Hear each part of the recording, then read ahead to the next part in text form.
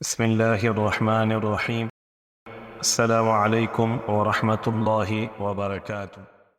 آج ہم اکابر صحابہ و صحابیات کے سلسلے میں جس شخصیت کا ذکر کرنے جا رہے ہیں وہ ہیں حضرت ابو دسمہ وحشی بن حرب رضی اللہ تعالی عنہ۔ وہ کون شخص ہے جس نے غزوہ احد میں حضرت حمزہ بن عبد المطلب کو قتل کر کے رسول اللہ صلی اللہ علیہ وسلم کا دل دکھایا تھا؟ پھر جنگ یمامہ میں مسلمہ کذاب کو قتل کر کے مسلمانوں کے دلوں کو ٹھنڈا کیا۔ وہ تھے وحشی بن حرب جن کی کنیت ابو دسمہ تھی۔ ان کی طرف ایک بڑی دردناک داستان منسوب ہے۔ آئیے ہم آپ کو یہ داستان غم انہی کی زبانی سناتے ہیں۔ ابو دسمہ وحشی بن حرب بیان کرتے ہیں میں قریش کی ایک سردار حبیب بن مطعم کا غلام تھا۔ غزوہ بدر میں اس کے چچا طعیمہ بن عدی کو حمزہ بن عبد المطلب نے قتل کر دیا۔ اس سے میرے مالک کو بہت غم لاحق ہوا اور اس نے لات و عزیٰ کی قسم کھائی کہ میں اپنے چچا کے قاتل سے ضرور بدلہ لوں گا۔ اس کے بعد وہ حضرت حمزہ رضی اللہ عنہ کو قتل کرنے کے لیے گھات میں لگا ہوا۔ ابھی زیادہ وقت نہ گزرا تھا کہ قریش رسول مقدس صلی اللہ علیہ وسلم کے خلاف نبض آزما ہونے اور بدر کے مقتولین کا بدلہ چکانے کے لیے نئے جوش و ولولہ سے غزوہ احد کے لیے تیاری کرنے لگے۔ لشکر کو ترتیب دیا، معاونین کو جمع کیا، تیاریاں مکمل کی۔ لشکر کی قیادت ابو سفیان بن حرب کے سپرد کی اور اس مہم کے لیے روانہ ہو۔ ابو سفیان نے اس موقع پر قریش کی ان بیگمات کو بھی ہمراہ لے لیا جن کے خاوند باپ یا بھائی قتل ہو چکے تھے، تاکہ یہ میدان جنگ میں لڑائی کرنے والوں کے حوصلے بلند کریں۔ میدان سے بھاگنے کی صورت میں یہ بیگمات راستے میں کھڑی ہو کر انہیں آہار دلائیں۔ ان بیگمات میں ابو سفیان کی بیوی ہندہ بنت عتبہ پیش تھی۔ اس کا باپ، چچا اور بھائی غزوہ بدر میں قتل کر دیے گئے تھے۔ ابو دسمہ فرماتے ہیں جب یہ لشکر روانہ ہوا تو حبیب بن مطعم نے میری طرف دیکھا اور کہا، ابو دسمہ کیا تو غلامی سے چھٹکارا چاہتا ہے؟ میں نے کہا مجھے کون غلامی کی زنجیر سے آزاد کرائے گا؟ اس نے کہا میں نے کہا وہ کیسے؟ اس نے کہا اگر تو حضرت محمد صلی اللہ علیہ وسلم کے چچا حمزہ بن عبد المطلب کو قتل کر دے تو آزاد ہوگا۔ میں نے پوچھا اس عہد کو پورا کرنے کی ضمانت کون دے گا؟ اس نے کہا جس کو تو چاہے میں تمام لوگوں کے سامنے گواہی دیتا ہوں کہ میں اس عہد کو نبھاؤں گا۔ میں نے کہا ٹھیک ہے، مجھے منظور ہے۔ میں ایک حبشی انسان پر نیزہ بازی، تیر اندازی اور خنجر اور کلہاڑی چلانے کا بہت بڑا ماہر تھا۔ میرا نشانہ کبھی خطا نہ جاتا تھا۔ میں اپنی کلہاڑی پکڑی اور لشکر کے ساتھ ہو لیا۔ لشکر کے پیچھے پیچھے بیگمات قریش کے ساتھ خرامہ چل رہا تھا۔ مجھے جنگ سے کوئی زیادہ دلچسپی نہ تھی۔ جب بھی میرا ابو سفیان کی بیوی ہندہ کے پاس سے گزر ہوتا یا وہ میرے پاس سے گزرتی اور دھوپ میں میری کلہاڑی کا لشکارہ دیکھتی تو بے ساختہ پکار اٹھتی، ابو دسمہ آج مقتولین بدر کا بدلہ چکا کر کلیجے کو ٹھنڈا کر دیں۔ جب ہم احد کے مقام پر پہنچے دونوں فوجوں میں گھمسان کا رن پڑا تو میں حضرت حمزہ بن عبد المطلب کی تلاش میں نکلا۔ میں انہیں پہلے سے پہچانتا تھا اور کسی سے مخفی بھی نہ تھی، کیونکہ وہ ہر دم اپنی پگڑی میں شتر مرغ کا پیوست کیے رکھتے تھے اور یہ اس دور میں عرب کے جنگجو بہادروں کی علامت ہوا کرتی تھی۔ تھوڑی دیر کے بعد میں نے دیکھا امیر حمزہ شمشیر زنی کرتے ہوئے اور مد مقابل کو تیغ کرتے ہوئے نیچے اتر رہے ہیں۔ کوئی ان کے سامنے ٹھہرنے اور ثابت قدم رہنے کی سکت نہیں رکھتا۔ وہ کشتوں کے پشتے لگاتے ہوئے تیزی سے آگے بڑھ رہے ہیں۔ میں انہیں دیکھ کر ایک درخت کی اوٹ میں چھپ گیا اور نشانہ باندھ لیا کہ جو نہیں میرے قریب آئیں تو ان پر یکدم حملہ کر دوں۔ اتنے میں قریش کا شاہ سوار صبا بن عبد العزیٰ میدان میں اترا اور پکارنے لگا، ارے حمزہ میرے مقابلے میں آؤ۔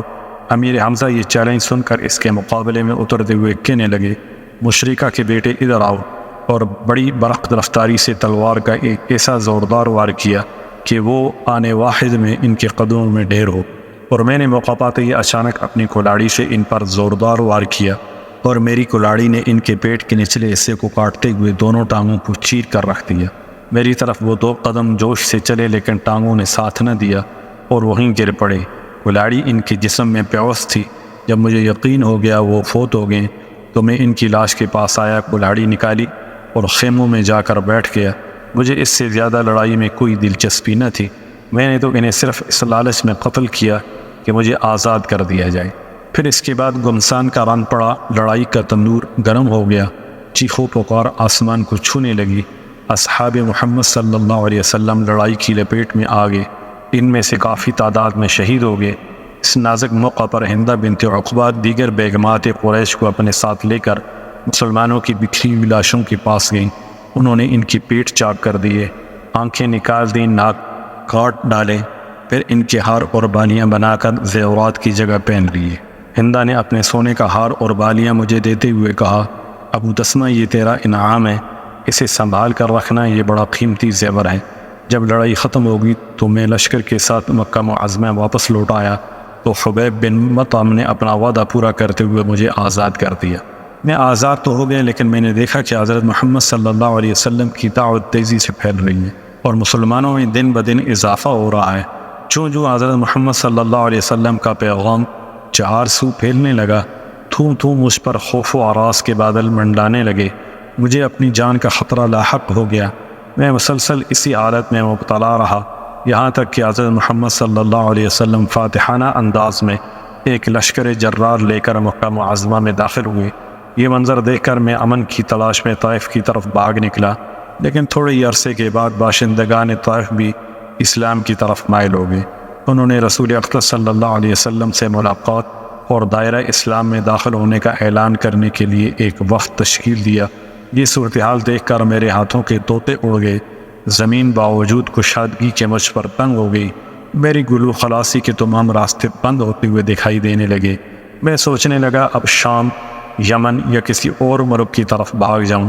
بخدا میں اسی حزن و ملال میں مبتلا تھا کہ میری حالت زار دیکھ کر ایک خیر خواہ کو مجھ پر ترس آ گیا اور اس نے کہا، ارے وحشی بن حرب، اللہ کی قسم حضرت محمد صلی اللہ علیہ وسلم ایسے شخص کو قتل نہیں کر دے جو کلمہ طیبہ پڑھ کر دائرہ اسلام میں داخل ہو جاتا ہے۔ اس کی یہ بات سن کر حضرت محمد صلی اللہ علیہ وسلم کی تلاش میں توئے یثرب روانہ ہو گیا۔ جب میں وہاں پہنچا تو مجھے معلوم ہوا آپ مسجد میں تشریف فرما ہیں۔ میں آنکھ بچاتے ہوئے بڑی احتیاط سے مسجد میں داخل ہوا اور آپ کے سامنے کھڑے ہو کر پکار اٹھا، اشہد ان لا الہ الا اللہ و اشہد ان محمدا عبدہ و رسولہ۔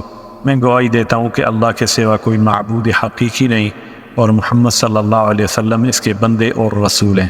جب آپ نے میری زبان سے کلمہ شہادت سنا، اپنی نگاہیں میری طرف اٹھائیں، جب مجھے دیکھا تو نظریں دوسری طرف پھیر لیں اور فرمایا، تم وحشی ہو؟ میں نے عرض کی، ہاں یا رسول اللہ۔ آپ نے فرمایا، بیٹھو اور مجھے بتاؤ کہ امیر حمزہ کو تو نے کیسے قتل کیا تھا۔ میں نے وہاں بیٹھ کر پورا واقعہ بیان کر دیا۔ جب میرا بیان ختم ہوا تو آپ نے غصے سے اپنا چہرہ مبارک دوسری طرف پھیرتے ہوئے کہا، وحشی تم پر افسوس ہے، میری نظروں سے دور ہو جاؤ، آج کے بعد میں تجھے نہ دیکھوں۔ اس دن سے میں آپ کی نگاہوں سے ایک طرف رہنے لگا۔ جب صحابہ کرام آپ کے سامنے بیٹھ جاتے تو میں آپ کے پیچھے بیٹھ جاتا کہ کہیں نبی اکرم صلی اللہ علیہ وسلم کی نظر مبارک مجھ بد نصیب پر نہ پڑ جائے اور اس طرح مجھے دیکھ کر آپ کو تکلیف نہ ہو۔ میں مسلسل اسی المناک حالت میں مبتلا رہا، یہاں تک کہ رسول اللہ صلی اللہ علیہ وسلم اپنے خالق حقیقی سے جا ملے۔ پھر اپنی داستان غم بیان کرتے ہوئے وحشی بن حرب نے کہا، باوجود کہ میں جانتا تھا کہ اسلام پہلے تمام گناہوں کو مٹا دیتا ہے، پھر بھی وہ گناہوں جرم جس کا میں نے ارتکاب کیا تھا اور وہ بڑی مصیبت جس میں مسلمانوں کو میں نے مبتلا کیا تھا، وہ میرے نہال خانہ دل سے کبھی محو نہ ہوتا۔ اب میں شدت سے اس موقع کی تلاش میں رہنے لگا کہ اس جرم کا کفارہ کیسے ادا کر سکوں۔ جب رسول اللہ صلی اللہ علیہ وسلم کا وصال ہو گیا، حضرت ابو بکر امیر المؤمنین بن گئے تو مسلمہ کذاب کے ساتھ بنو حنیفہ مرتد ہو گئے۔ خلیفہ اول نے مسلمہ سے نبض آزما ہونے اور اس کی قوم بنو حنفیہ کو دین الہیہ کی طرف واپس لانے کے لیے لشکر تیار کیا۔ میں نے اپنے دل میں سوچا، اب موقع آیا ہے کہ میں اپنے ارمان پورے کروں اور پچھلے سارے گناہ دھونے کی کوشش کروں۔ پھر میں لشکر اسلام کے ساتھ ہو لیا، اپنی وہی کلاڑی ہاتھ میں لی جس کے ساتھ سید الشہداء امیر حمزہ رضی اللہ عنہ کو قتل کیا تھا، اور میں نے قسم کھا لی کہ یا مسلمہ کو قتل کروں گا ورنہ جام شہادت نوش کروں۔ یا مسلمانوں نے مسلمہ اور اس کے لشکر پر گلستان موت میں زوردار حملہ کیا، دشمنان خدا کے گوشت کے ٹکڑے فضا میں اڑنے لگے۔ میں مسلمہ کے انتظار میں تھا، اسے ایک جگہ ہاتھ میں تلوار لیے کھڑا ہوا دیکھا اور ایک انصاری کو دیکھا کہ وہ بھی میری طرح گھات لگائے کھڑا ہے۔ ہم دونوں اس کو قتل کر دینا چاہتے تھے۔ میں نے آگے بڑھ کر زور سے کلاڑی چلائی جو اس کے بدن میں پیوست ہوگی۔ اتنے میں انصاری نے اس پر تلوار کا وار کیا۔ اب اللہ ہی بہتر جانتا ہے کہ ہم میں سے کس کے وار سے وہ وصل جہنم ہوا۔ اگر میرے وار سے قتل ہوا تو میں یہ کہنے میں حق جانب ہوں کہ میں نے اپنی زندگی میں امت محمدیہ کی ایک پرواقار شخصیت کو قتل کیا اور ایک بدترین خلائق شخص کو بھی تیغ کیا۔ والسلام علیکم ورحمۃ اللہ وبرکاتہ۔